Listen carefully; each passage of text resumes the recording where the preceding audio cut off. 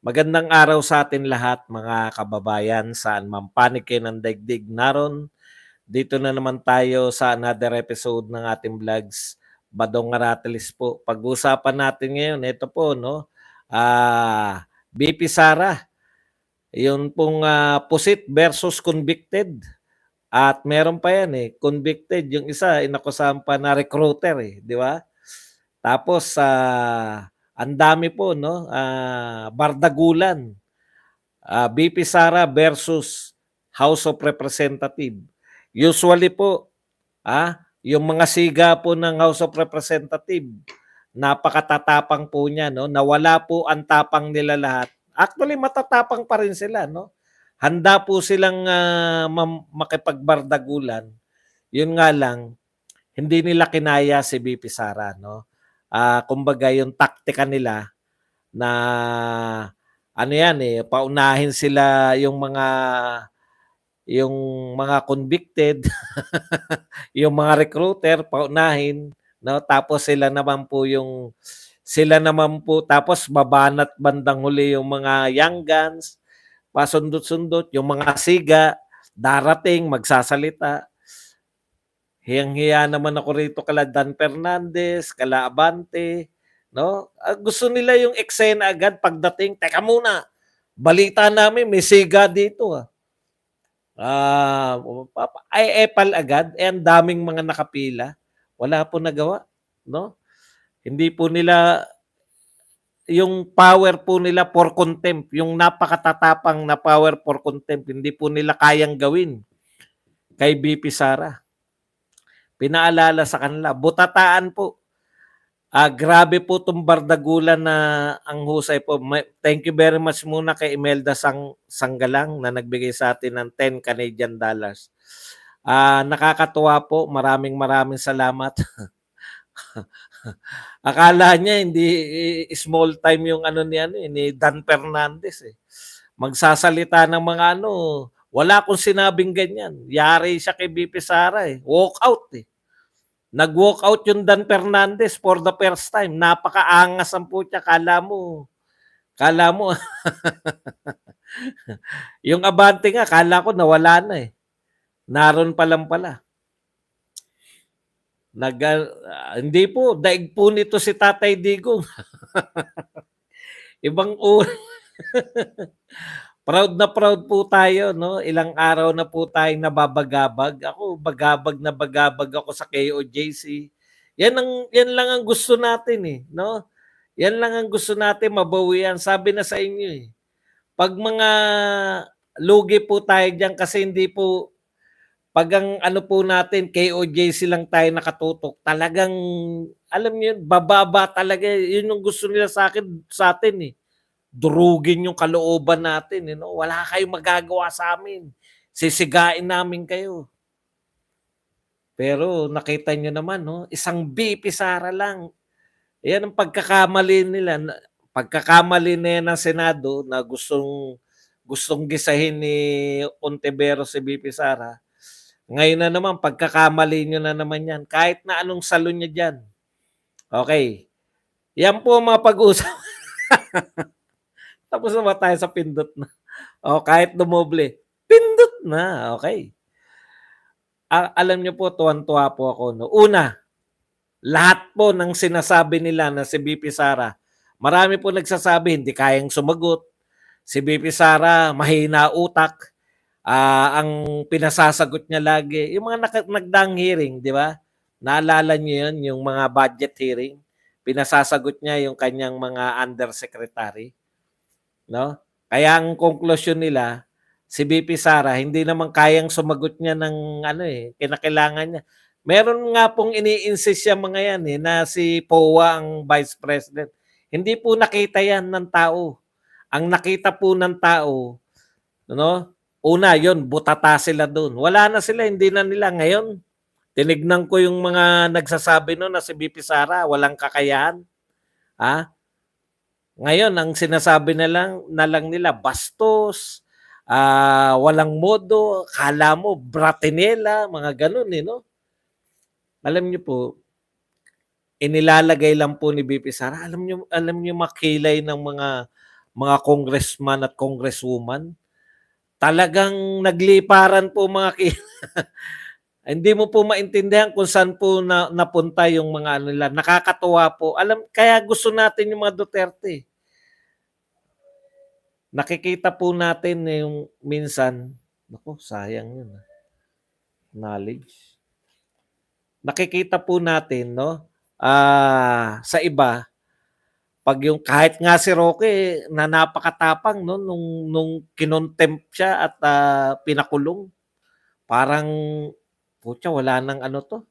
Wala nang katarungan dito sa mga congressman na to, no? Parang gano'n yung datingan. Pero dito po, grabe po, hindi, ang hirap i-describe, napakasaya panoorin. Tawa ako ng tawa talaga. Si BP Sara lang sa init yung lahat po ng congressman, aatakihin na po sa puso. Si BP Sara, gaano po siya kahusay sa argumento? Nakaya niya pa, nakaya po ni BP Sara na makapang-asar pa kaila Manuel. Tsaka ang talas po talaga. Yan yung sinasabi ko sa inyo, maring hindi nyo na-appreciate yan, pero yung bilis po ng pagsagot ni BP Sara talagang nagawa pang magbiro. Gusto mo malaman ang editor? Ang editor ng akin libro ay nagngangalang ano na nga pangalan ni Manuel? Si Raul, Manuel. Ay, si Raul Manuel. Tapos, kaya niya yun. Kaya niya sabihin, joke lang po, joke lang. Habang lahat po ng congressman na anti-Duterte, puputukan na po ng puputukan na po ng litid sa batok, no? Batok na po. Mangiyak-ngiyak na si Estela, no? Nagkukwento na, grabe pong pahirap ang ginawa sa akin. Napagbintangan po ko na may plano, no? Nahirapan siya. Ngayon, mas mahihirapan ka. Biruin mo, hindi naman pala ikaw ang chairperson. Lahat talaga kayang balatobain ni BP Sara. Hindi po pwede sa kanya yung bait-baitan. Hindi rin po pwedeng talitalinuhan. No? Grabe po talaga, sabi ko. Ibang klase talaga to. Una, binira niya. Tignan niya yung mga pinagagawa niya. Binira niya kagad si Kimbo. Ano sabi niya kay Kimbo? May I request na yung chairman ng mag-preside? Hindi naman pala ikaw ang chairman, Kimbo. Bakit ikaw ang nagpe-preside? Naroon ng chairman. Meron nakalagay doon na chairman. Sino ba si Ko? Yun pala ang chairman. Doon pa lang talagang dudurugin. Alam niyo po, no? Dudurugin talaga ni BP Sara lahat. Ang husay talaga, sabi ko nga. Talagang warak na warak ang wasak kayo kay BP Sara. Durog si Kimbo, durog yung mga okay. Ano po natin, no? Yung pusit at pusit versus convicted. Tuwan-tuwa po talaga ako, no? Ito po plano nila. Plano no? At sinabi po yan harap-harapan sinabi po yan ni BP Sara. Narinig ko, stick to the plan habang nag-uusap kayo. Ang galing mag-observe ni BP Sara habang nakikinig sa mga banat sa kanya, na titignan niya pa kasi kaharap niya lahat Nakikita niya pa lahat. Stick to the plan. Grabe po yung stick to the plan na yan. Hindi po, nabigla po sila lahat. Yung nagsasabihan, stick to the plan.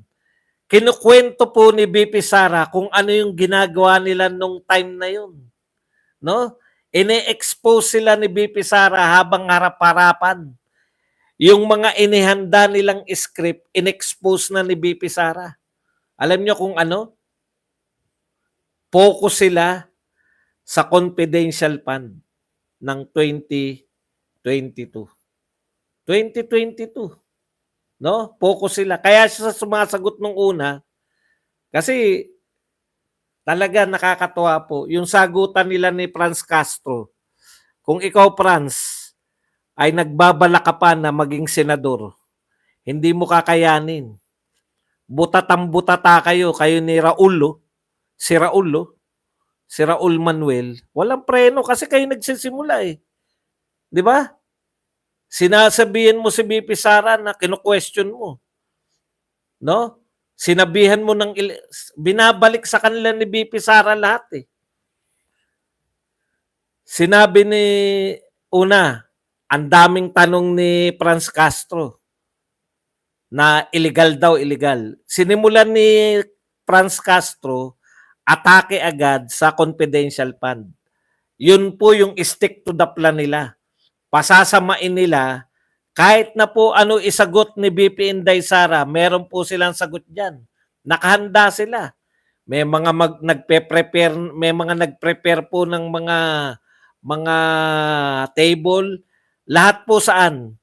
90% ng tanong nila saan? Pati po yung Chua. Yan yung mga kontrabida, yung Chua. Yan si Dan Fernandez sa si Bante, binabawi po nila yung kakulangan nila, no? Hindi naman mga abogado yung mga yan. Binabawi po nila sa paniniga. Hindi po ubra yung paninigan nyo kay BP Sara. Parehong-pareho eh. Aral na aral si Dan Fernandez kay kay Abante. Pasensya na kayo kung walang direksyon yung usapan natin ha. Para lang tayo nagkukwentuhang mga lasing ngayon. Kasi overwhelm ako eh. Na-overwhelm po talaga ako ng saya. Ang saya po talaga. Kung ano na lang po yung dumating. Ito po katatapos lang. Kaya ito fresh na fresh pa. Pagpasok pa lang ni Abante, bumabanat kagad ng yung dati niyang mga ginagawa. Yung dati niyang mga ginagawa na babanatan niya. Yung pagpasok pa lang maniniga na. Tapos pag nagkamali ka na sagot, contempt. Lalo na yung Dan Fernandez. Natatandaan ni BP Sara yung mga sinasabi. Walang sinabing ganyan. May inakusahan ba ako sa inyo? Na nabulol-bulol yung Fernandez, nag-walk out na lang. Nawala na, di ba? Hindi ubra yung mga kasigaan nyo ni Abante. Manang-mana ka dyan sa mga siga dyan, yun lang pala gagawin nyo. Hindi nyo kaya yan. Magaling na abogada yan at sanay po sa balatubaan yan. Baka nakakalimot po kayo lahat. Duterte yan eh. Baka nakakalimutan nyo lang po. Duterte yan. Ang bilis po nila mambara. Kaya harap-harapan nababara kayo eh. Ano yung mga punto ni BP Sara? Kukontrahin siya, di ba? Yung sinabi niya na Madam Chair, bakit po may tao rito? Teka, basahin natin baka mas maganda yung sinasabi ni BP Sara kaysa sa atin eh. Madam Chair, I do not understand bakit a person convicted on child abuse is still sitting in a seat of the House of Representatives. Nawala na po sila lahat. Yung litanya ni Castro, no? Tungkol sa OBP. Isang sagot lang ni BP Sara, bakit po may convicted dito? Pucha, nag-isip na po ng ibabanat. Sa totoo lang, no? Windang po sila. Wala pong wala pong, ang tawag dyan, wala pong silang nakahandang sagot dun eh. Wala po silang nakahandang sagot dun. Madam Chair, I do not understand bakit a person convicted on child abuse is still sitting in the seat of the House of Representatives. Diba? Convicted of child abuse. Bakit nakaupo? Alam nyo, wala po sila. Dinadivert. Nagwala lang sila lang. Pero dun pa lang, nawala na po sila sa hulog dun. No? Talagang durug-durug sila. Tapos, ang maganda kay BP Sara, pinipresent niya, ito yung ginagawa niyo sa akin ngayon. No? Nahuli ko to si Kimbo, sinabi, stick to the plan. Di ba, Madam Kimbo? Nahuli ko kayo eh. Kaya meron kayong plano dito. Plano nyo na yan eh. Ano yung plano nyo? Ang pag-uusapan natin ay yung confidential funds. Eh lahat ng tanong, confidential funds, sinabi na nga ni BP Sara na yun ang itatanong nyo. Tinuloy nyo pa rin kasi scripted eh. Stick to the plan eh. Ha? Saan ka nakakita? Yung plano nyo harap-harapan, ito yung gagawin nyo. Ito yung gagawin nyo ngayon. At ito yung ika-counter. Actually, kung marurunong sila, hindi na sana sila napahiya eh. Alam nyo, sabi ni Pipi Sara, yung inuulit-ulit niya para lang mas maunawaan natin kung ano po yung inuulit-ulit ni BP Sara. Nakasabuyang pa. Sabi ni BP Sara sa una pa lang, magsasayang na tayo, no? Ito po yung sinabi ni BP Sara, all of my questions, all of my answers regarding all of your questions, I will answer with this. Sabi na ni BP Sara sa una, no? Sabi ni BP Sara, I will forgo the opportunity to defend the OBP's budget through a question and answer session. I will leave it to the House to decide on the budget submitted, no?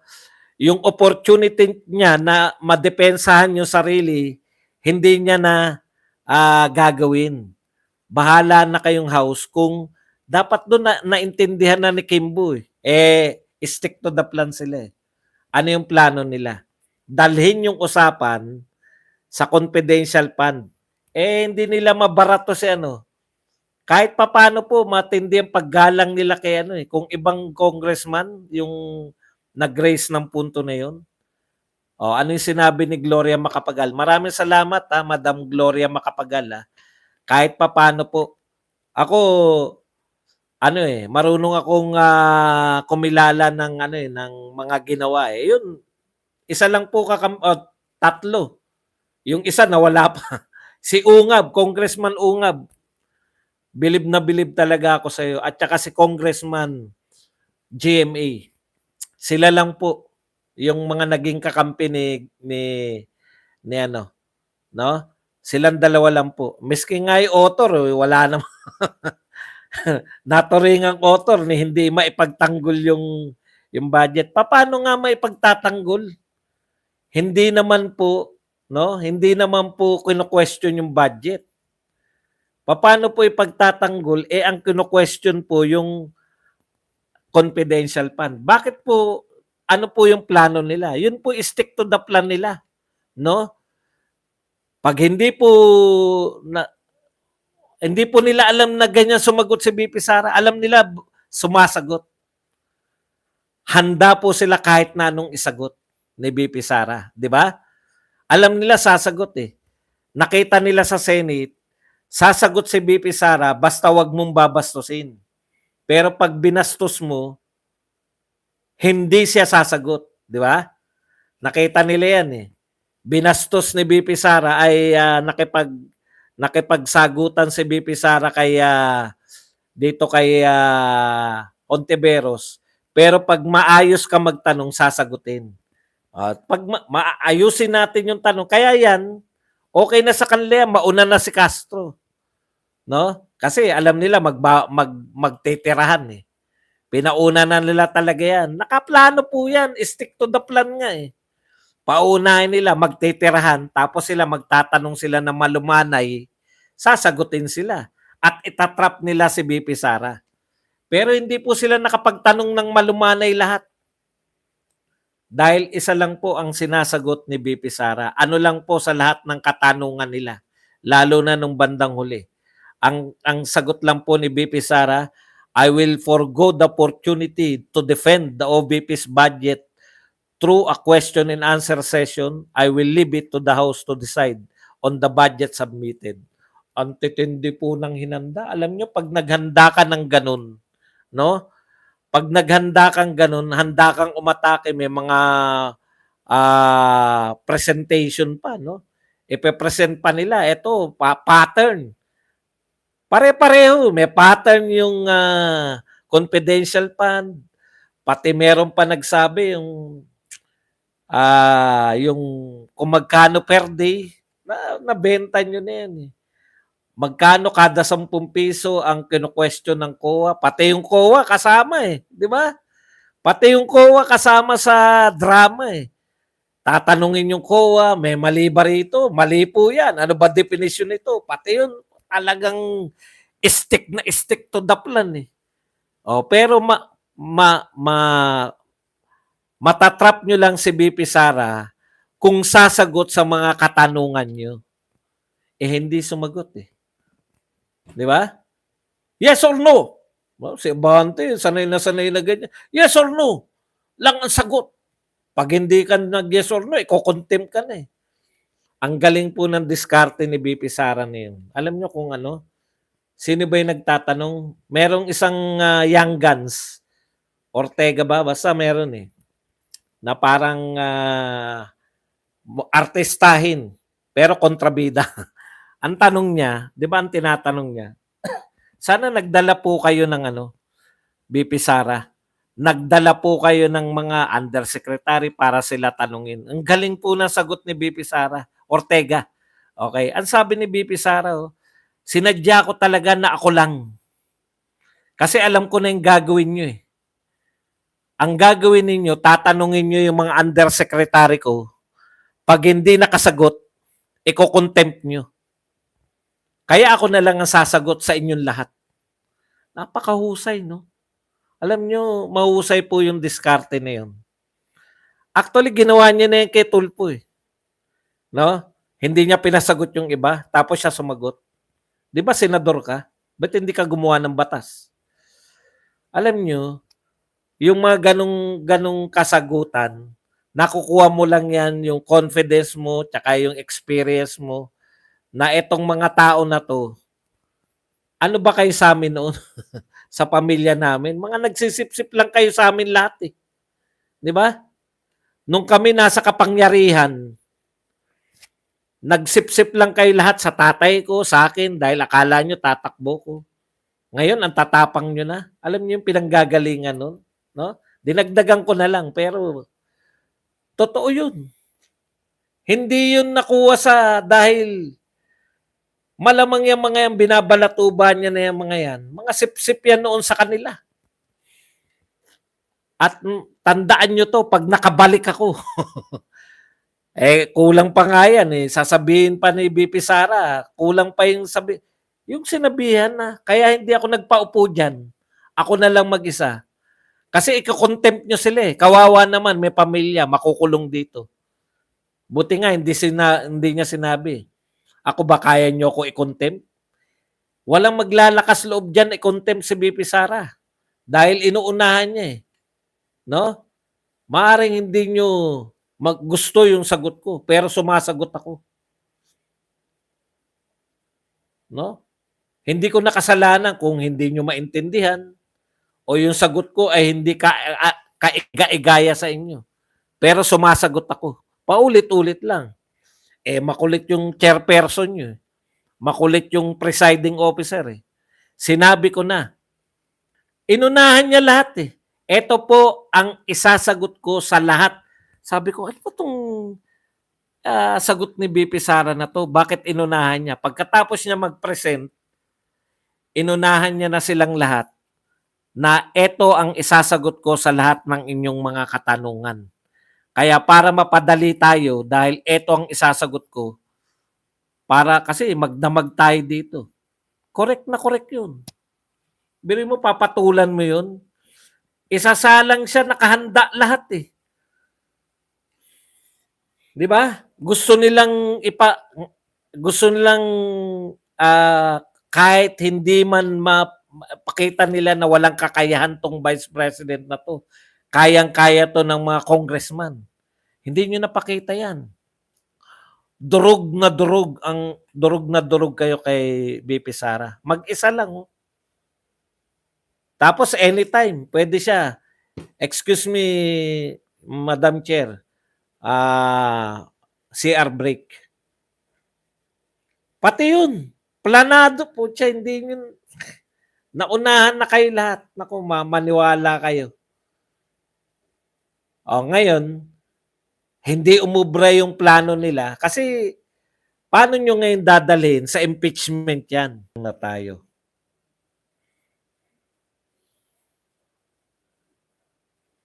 Okay na ba?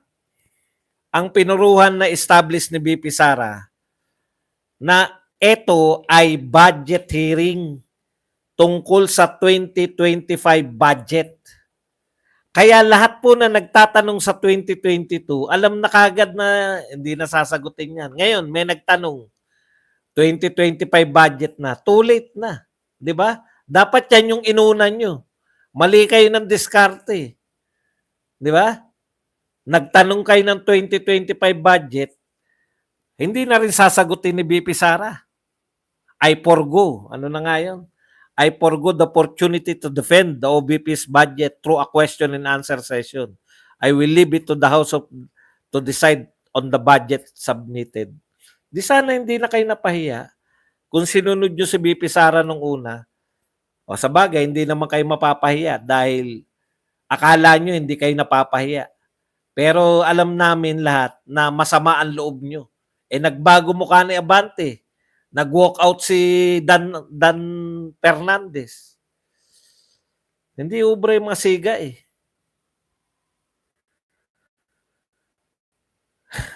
Hindi kayo umubra. Yun lang po yun. No? At tuwan-tuwa po. Ang maganda po niyan, tuwan-tuwa po yung mamamayang Pilipino na nakita nila may vice president kami na sumasagot. No?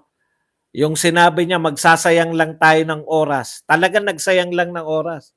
Matitindi yung mga may mga inihanda. Si Garin. Wala sinagot si BP Sara. Kilala niya na eh. Magpapa-effect pa na kunwari, ganito. Ano po ba yung mga qualification para mag-apply dyan? Alam na natin yan eh.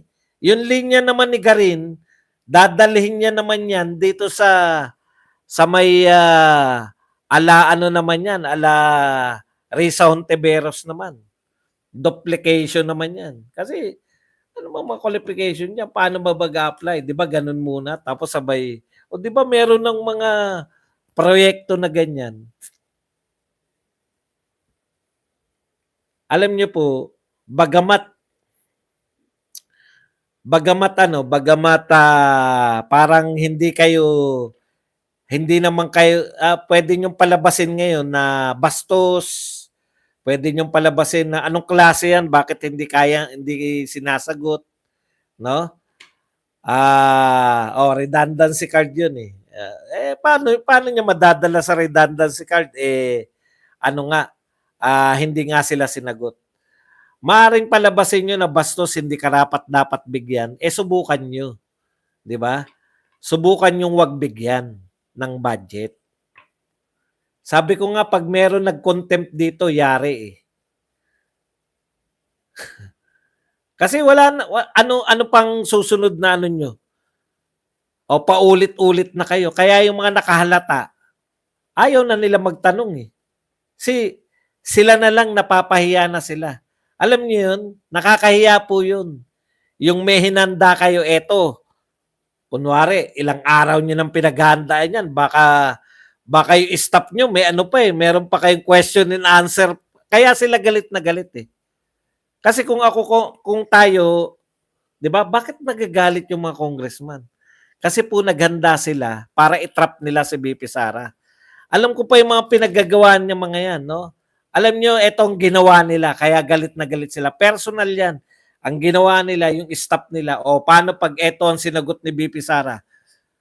Kung ito dapat yung follow-up mo. Pag eto naman ang sagot, eto ang follow-up question mo. Pag eto naman, wala siyang lusot kahit na ano, may 4 na posible siyang sagot.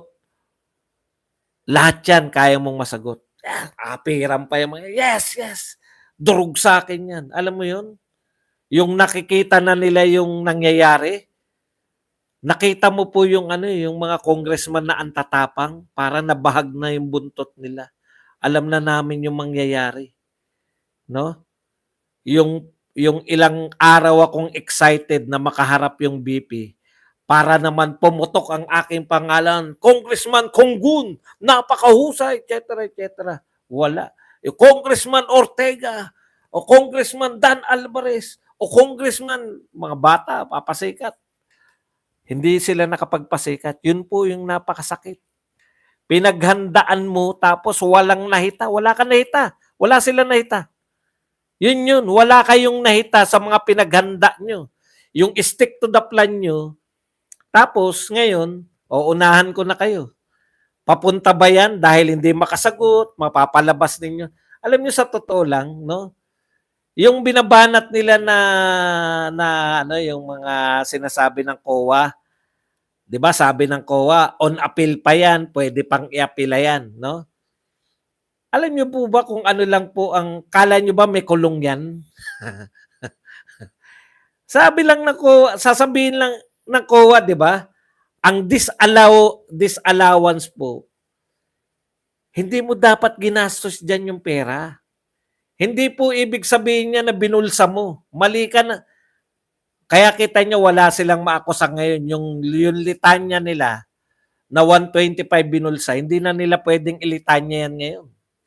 Kasi pinakita nila sa tao, bakit po nyo binigay po bilang medical o kung ano pa man, no? Food, medical allowance, o yung binigay ninyo yung confidential fund sa mga maniniktik, tinitiktikan nyo, o yung mga seminar ng mga estudyante para hindi sila ma-recruit ng mga NPA, di ba?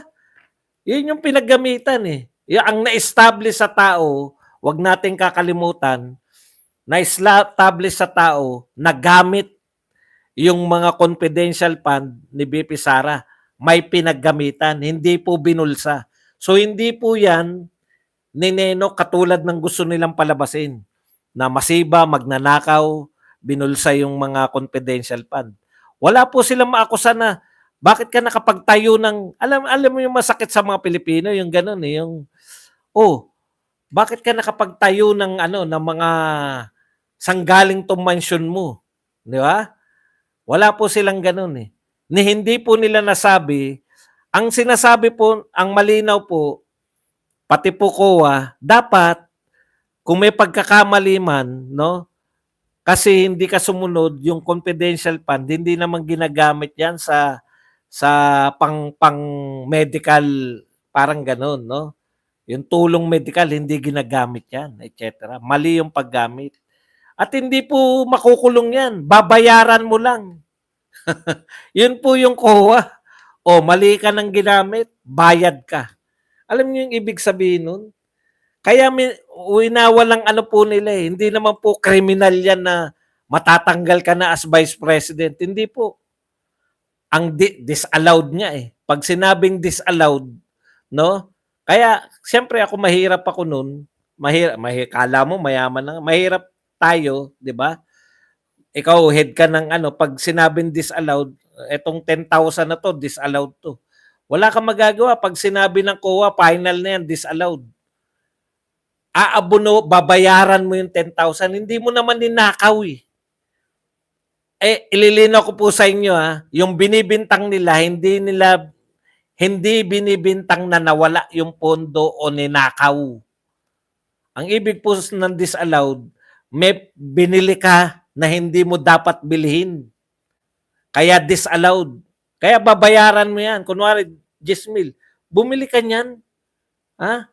Bakit ka bumili niyan? Hindi mo naman kailangan yan. O kaya, bakit ka namigay ng tulong sa medical? Hindi naman dyan ang paggagamitan yan. Ganun po yun. Disallowed ka. Ibig sabihin, isoli mo yung bayad. Para yung ginagawa kay Gordon. Naalala niyo yung si Gordon, yung sinisingil ni Tatay Digong? Oy, Gordon, ibalik mo yung, magkano ba? 86 million ba? Pinababalik sa'yo ng COA. Ganun po yun. Hindi po pinakukulong si Gordon. Pinababalik lang sa kanya yung pera. Kaya yung mga yan, wala silang masasabi na ninakaw ni BP Sara yan. No? Kaya pinapaliwanag lang, sumagot na si BP Sara sa COA. Ang mali pa riyan, no?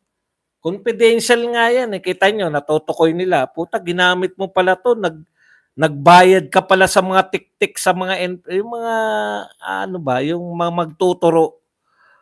Ginamit mo pala 'tong budget na 'to para mag bumili ng mga libro na 'pag eto, tinuruan mo pala yung mga estudyante. Kita niyo, nalalaman tuloy ng kalaban kung ano yung ginagawa, na yung mga seminar pala ay para yung mga estudyante ay hindi na ma-recruit. Isipin niyo po yun. Kino-question niyo yun. Hindi po ba maganda yun? Sineseminar yung mga student leader para matukoy nila kung paano silang hindi mare-recruit ng mga taong labas. 'Di ba? Wala pong masama ron eh, sa akin ha.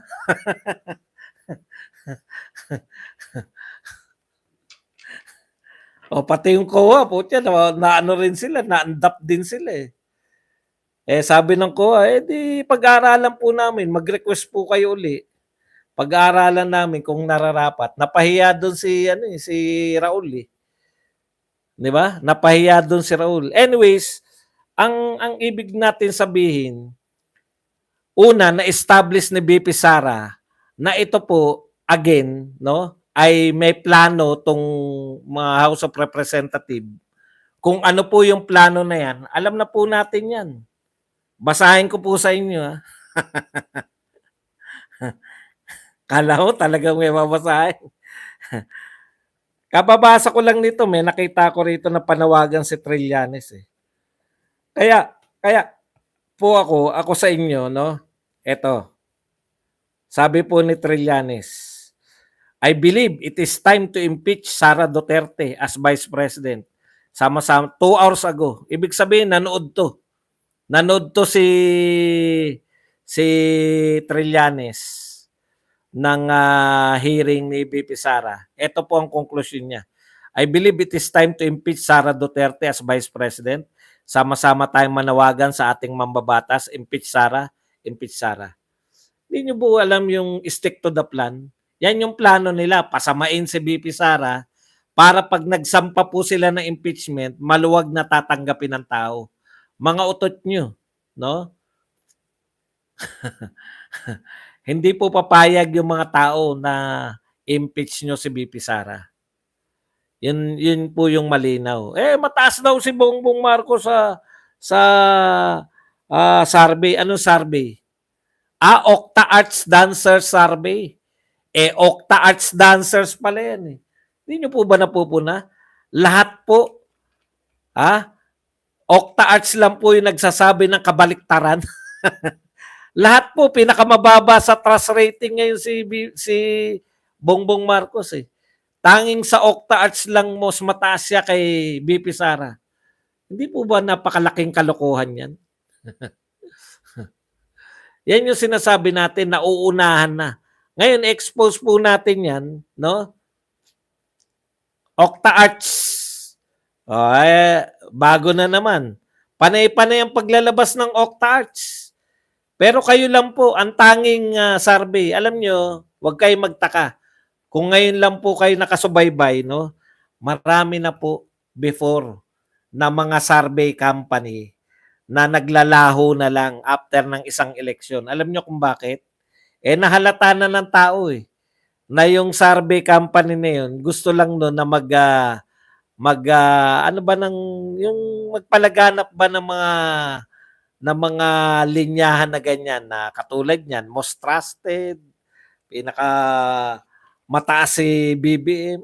Sa ibang survey. Sa mga survey na meron ng track record katulad ng SWS at Pulse Asia. Bakit si BP Sara ang pinakamataas lagi? Mind conditioning. Kaya po yung Octa Arts Dancer Survey, yan po ang unang laglag ngayon na hindi na magkakatiwalaan. Ayan pa, mga tanghere-tanghere na yan. Mga never heard po yan eh. Biglang magpupurihan. Utot nyo. Alam na namin yung mga gimmick nyo. Mga Octa Arts. Sasabihin nyo, hindi kami makakapaniwala dyan. Putya, lahat kolelat na yung tapos bigla maglalabas na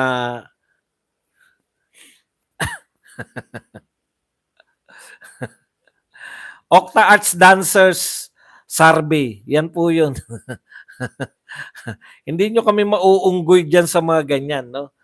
Anong akala nyo sa amin? Hindi naman kami mga pinanganak kahapon. Ano pa ba? Baka may nakalimutan pa tayo na mga nakakatawa. Okay, nag-anuhan po, no?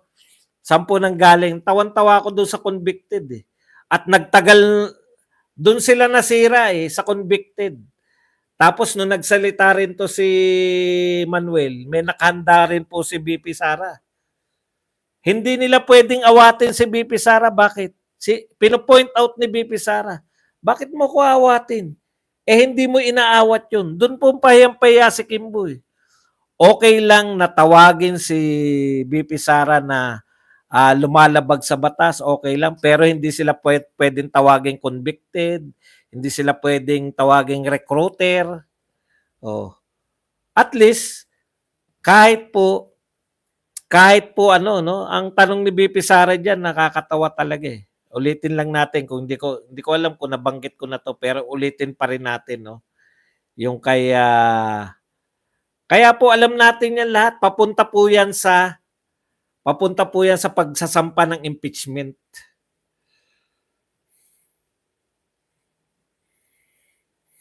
Okay.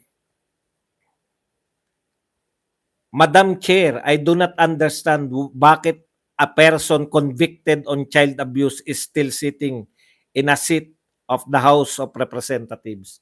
Alam nyo, kayo ayusin nyo po yan. No? Kayo pong sa Senado at saka sa House of Representatives.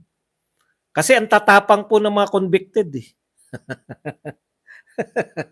Hindi nyo po ba napuna? At least si Jinggoy, eh medyo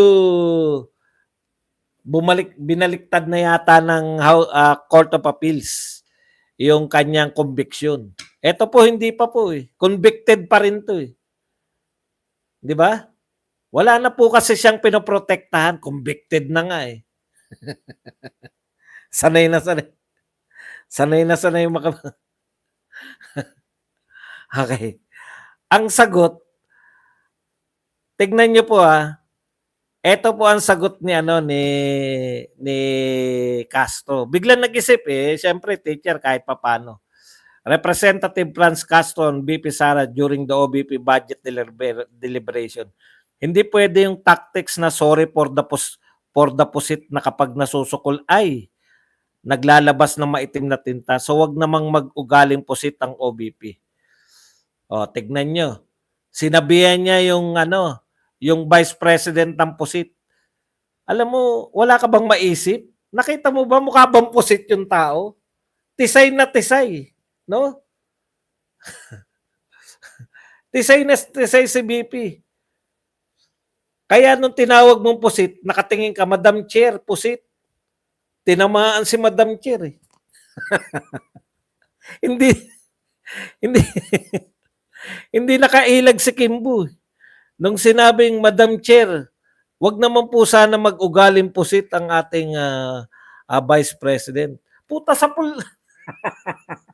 sapul si Kimbo.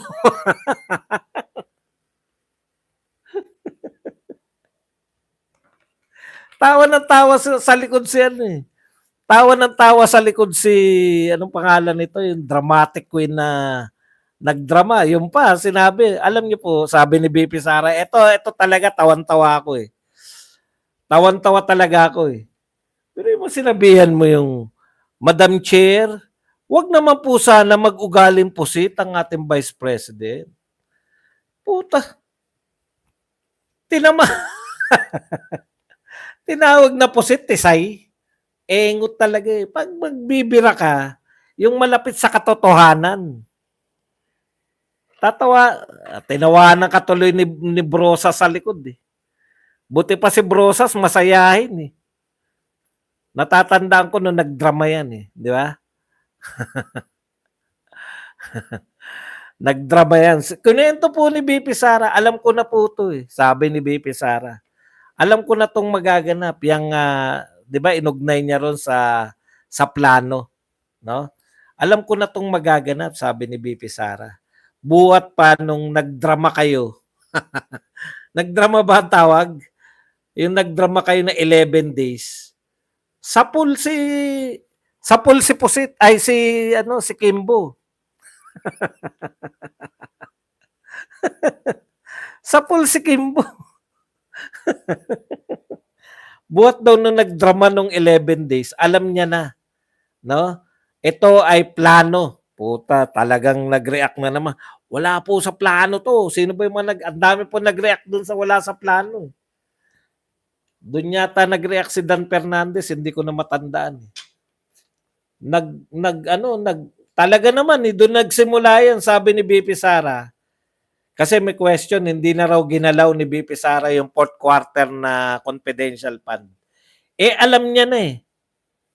Buhat nung nagdrama, sabi ni BP Sara. Nagdrama kayo sa 11 days.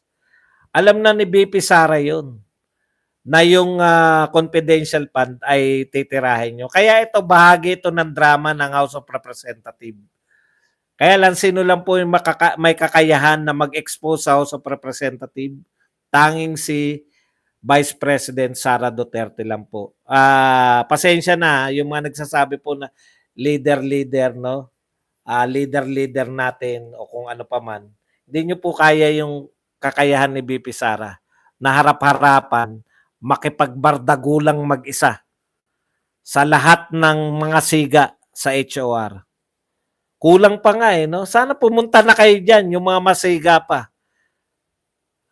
Si Akop, si Barbers.